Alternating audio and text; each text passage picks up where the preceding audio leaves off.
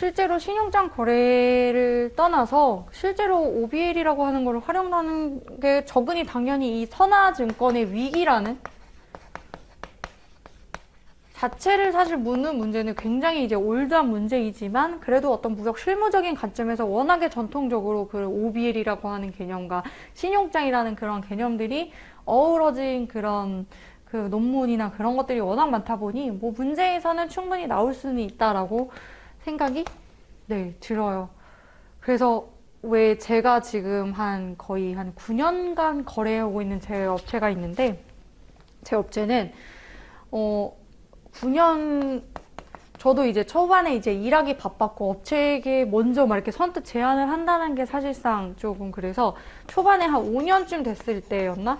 제가 이제 이 업체가 계속 OBL을 발행을 하더라고요. 이 OBL을 발행을 해서 방글라데시에서 항상 저한테 OBL이 도착을 했어요. 그러면 저는 이 OBL을 어떻게 해야 되냐면 운송인이 누구에게 선사에게 계속 우편을 보냈어요. 이거를 계속 반복을 하다가 그 통관도 해주고 이 OBL도 접수하고 계속 하다 보니까 드는 생각이 이걸 근데 왜 하실까 해서 이제 물어봤죠. 그래서 신용장 거래하세요? 아니면 뭐 OBL 뭐 이렇게 유통 권리 증권으로서의 뭐 기능 같이 신용장이 뭔지도 모르시고 뭐 권리 증권, 유통 증권 그런 거 모른다. 그러니까 방글라데시에서 그냥 자기는 운송을 의뢰했을 뿐인데 걔네 운송인들이 그냥 OBL을 계속 발행을 해줬었던 거예요. 그래서 이렇게 하면 돈을 더 내냐 할까? OBL은 사실 일반 비엘보다 돈을 더 내거든요. 종이가 좀 더 두껍기도 하고 어쨌든 이거에 대한 확인을 해야 되는 어떤 파트너 간의 부수적인 업무가 있다 보니까 그래서 제가 한 5년쯤 됐을 때 이제 그 방글라데시 대표님이랑 통화를 하다가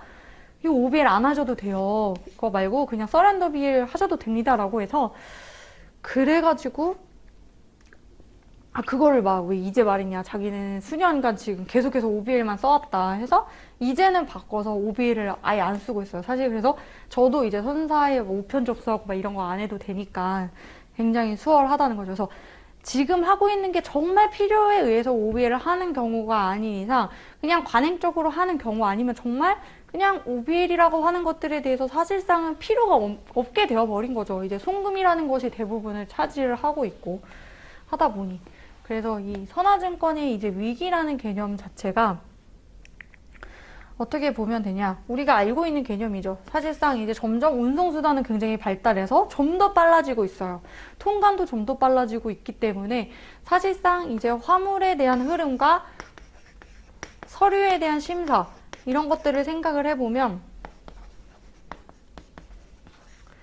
화물이 먼저 도착을 한단 말이지. 그래서 이제는 원본 선화증권이라고 하는 것들에 대한 활용도가 점점점 줄어들고 있는 지금의 이 시점 자체도 어떻게 보면은 뭐 선화증권의 위기라고도 볼 수가 있는 그런 개념이고 그래서 선화증권의 위기를 단순히 어떤 서류가 도착이 늦어져서 서류의 도착이 늦어서 화물에 대한 인도가 늦춰지는 그 자체를 위기라고도 볼 수가 있는 것이고 아니면은 이런 것들을 결국에 대체하기 위해서 하는 거 예를 들어서 우리가 앞서 배웠던 뭐 권리포기 선화증권을 한다던가 OB를 반납해버리고 권리포기 선화증권을 쓴다던가